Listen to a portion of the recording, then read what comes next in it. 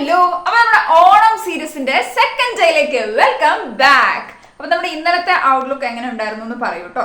അപ്പൊ ഇന്ന് നമ്മൾ വീണ്ടും ഒരു പുതിയ സ്റ്റൈലിംഗ് എങ്ങനെ ചെയ്യാം എന്ന് ആലോചിച്ചുകൊണ്ടിരിക്കുകയാണ്. അപ്പൊ ഇന്ന് നമ്മുടെ നാടൻ മുണ്ടും നേരിയതുമാണ് നമ്മൾ ചെയ്യാൻ വേണ്ടിട്ട് പോകുന്നത്. കാണിച്ചത് അപ്പൊ ഇതാണ് നമ്മുടെ മുണ്ടും നേരിയതും. നല്ല ഓറഞ്ച് കരയുള്ള, നല്ല കട്ട ഓറഞ്ച് കരയുള്ള മുണ്ടാണ്. അപ്പൊ ഇതിന് പറ്റിയ ബ്ലൗസ് നോക്കിയപ്പം സാധാരണ ബ്ലൗസ് എൻ്റെ ഉണ്ടായിരുന്നില്ല. അപ്പൊ ഞാനൊരു ടോപ്പ് ഇതിന് ബ്ലൗസ് ആക്കി എടുക്കാന്ന് വിചാരിച്ചു.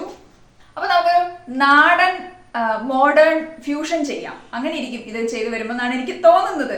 കാരണം നാടൻ സെറ്റും മുണ്ടും പിന്നെ ഈ ഒരു ടോപ്പും കൂടെയാണ് കേട്ടോ നമ്മളിന്ന് പെയർ ചെയ്യാൻ വേണ്ടിയിട്ട് പോകുന്നത്. അപ്പൊ ഇതിന്റെ കൂട്ടത്തിൽ ചെയ്യുന്ന ആക്സസറീസ് വളരെ സിമ്പിൾ ആയിട്ടുള്ളതാണ്. ഒരു ബ്ലാക്ക് റൗണ്ട് കമ്മലാണ്, അതിൻ്റെ ചുറ്റിനും ഗോൾഡൻ റിങ് വരുന്നത്. ഇത് പിന്നെ ഞാൻ സ്ഥിരമായിട്ട് ഉപയോഗിക്കുന്ന ഒരു വളയാണ്, പക്ഷെ ഇതിനത് സ്യൂട്ടാവും.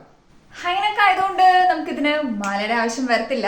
അതുപോലെ തന്നെ ഒരു കൈ ഫ്രീ ആക്കി ഇടാൻ വേണ്ടിയിട്ടാണ് ഉദ്ദേശിക്കുന്നത്. അപ്പൊ നമുക്ക് റെഡി ആവാം.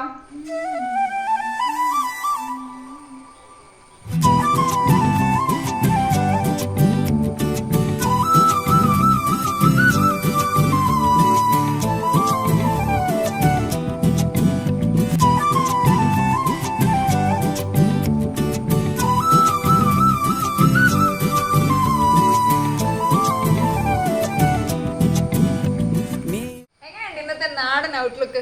അപ്പൊ നമുക്ക് ഇതിന് പറ്റിയൊരു കടലപ്പരിപ്പ് പായസം ആയാലോ?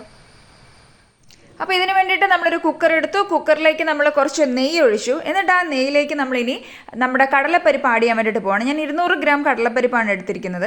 എന്നിട്ട് അതിലേക്ക് നമ്മൾ ശർക്കര പാനിയാക്കിയതാണ് ഒഴിക്കുന്നത്. പിന്നെ കുറച്ച് തേങ്ങാപ്പാലും കൂടെ ഒഴിച്ചിട്ട് നമ്മളത് വിസിലടുപ്പിക്കാൻ വെക്കുകയാണ്. 5 വിസിൽ പോകുന്നിടം വരെ വെയിറ്റ് ചെയ്തു. കടല വെന്ത് കഴിഞ്ഞപ്പോൾ അത് വെള്ളം ചേർക്കാതെ അതിൻ്റെ ഭൂരിഭാഗവും എടുത്തിട്ട് നമ്മളൊരു ജാറിലിട്ടിട്ട് നല്ലപോലെ മിക്സ് ചെയ്തിട്ട് അരച്ചെടുക്കുകയാണ് ചെയ്യുന്നത്. എന്നിട്ട് നമ്മളൊരു പാൻ ചൂടാക്കിയിട്ട് അതിലേക്ക് വീണ്ടും കുറച്ചുകൂടി നെയ്യ് ആഡ് ചെയ്യുന്നു. എന്നിട്ട് നമ്മൾ ആ വെള്ളം ചേർക്കാതെ അരച്ചിരിക്കുന്ന നമ്മുടെ കടലപ്പരിപ്പ് ഇതിനകത്തോട്ടേക്ക് ആഡ് ചെയ്ത് നല്ലപോലെ ചൂടാക്കി മിക്സ് ആക്കി എടുക്കുന്നു ആ നെയ്യുമായിട്ട്. എന്നിട്ട് പിന്നെ നമ്മൾ ആ വെള്ളവും കുറച്ച് വറ്റ് കടലപ്പരിപ്പും കൂടെ മാറ്റി വെച്ചിട്ടുണ്ടായിരുന്നു. അപ്പോൾ അത് കടിക്കാൻ കിട്ടാനാണ് കേട്ടോ അങ്ങനെ അരയ്ക്കാതെ വെച്ചത് കുറച്ച്. എന്നിട്ട് അതുകൂടി ഇതിലേക്ക് ഒഴിച്ച് നല്ലപോലെ ഇളക്കിയതിന് ശേഷം അതൊന്ന് തിള വന്ന് കഴിയുമ്പോൾ നമ്മൾ കുറച്ച് ഏലക്കാപ്പൊടി ഒരു ഫ്ലേവറിന് വേണ്ടിയിട്ട് നമ്മൾ അതിനകത്തേക്ക് ആഡ് ചെയ്തു. എന്നിട്ട് പിന്നെ നമ്മൾ തേങ്ങാപ്പാൽ ഒഴിക്കുകയാണ്. നല്ലപോലെ ലൂസാകണമല്ലോ, അതിന് വേണ്ടിയിട്ട് നമ്മൾ തേങ്ങാപ്പാൽ ഒഴിക്കുന്നു. അപ്പോൾ അത് തിള വരുന്ന സമയത്തേക്ക് നമ്മൾ സൈഡിൽ വേറൊരു ചെറിയ പാനിൻ്റെ ഉള്ളിൽ നമ്മൾ നെയ്യ് ഒഴിച്ച് നമ്മുടെ തേങ്ങാ കൊത്ത് വറക്കാൻ വേണ്ടിയിട്ട് വെച്ചിരിക്കുകയാണ്. എന്നിട്ട് അത് ഏകദേശം ചൂടായി വരുമ്പോഴത്തേക്കും നമ്മുടെ മുന്തിരിങ്ങ ഇട്ട് കൊടുക്കുന്നു. അപ്പോൾ അത് ഗർഭിണിയായിട്ട് വരുമ്പോഴത്തേക്കും നമ്മൾ അതെടുത്ത് നല്ലപോലെ നമ്മുടെ പായസത്തിലേക്ക് മിക്സ് ചെയ്ത് ഒഴിക്കുകയാണ്. അപ്പോൾ നമ്മുടെ സംഭവം ഇനി റെഡി ടു സെർവ് കടല പായസം.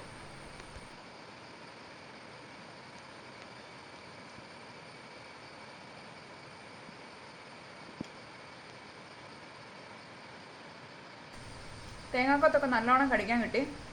പക്ഷെ എന്താണെന്ന് വെച്ചാൽ ഇത് ഉണ്ടാക്കി വെച്ചിട്ട് ഒരുങ്ങി വരാൻ വേണ്ടിയിട്ട് വൈകിയപ്പം നല്ലോണം തണുത്തു പോയി. കുറച്ചുകൂടെ ചൂടുണ്ടെങ്കിൽ നല്ലതായിരുന്നു. ടേസ്റ്റ് വൈസും ഒക്കെയാണ്. അപ്പോൾ എല്ലാവരും ഈ റെസിപ്പി ഒന്ന് ട്രൈ ചെയ്യൂ. ഇത് സിമ്പിളാണ്. എന്നിട്ട് ഇതിൻ്റെ അഭിപ്രായങ്ങൾ തീർച്ചയായിട്ടും കമൻറ്റ് ചെയ്യൂ കേട്ടോ. അപ്പോൾ വീണ്ടും നമുക്ക് അടുത്ത ഔട്ട്ഫിറ്റും ഡിഷുമായിട്ട് നാളെ കാണാം. ബൈ.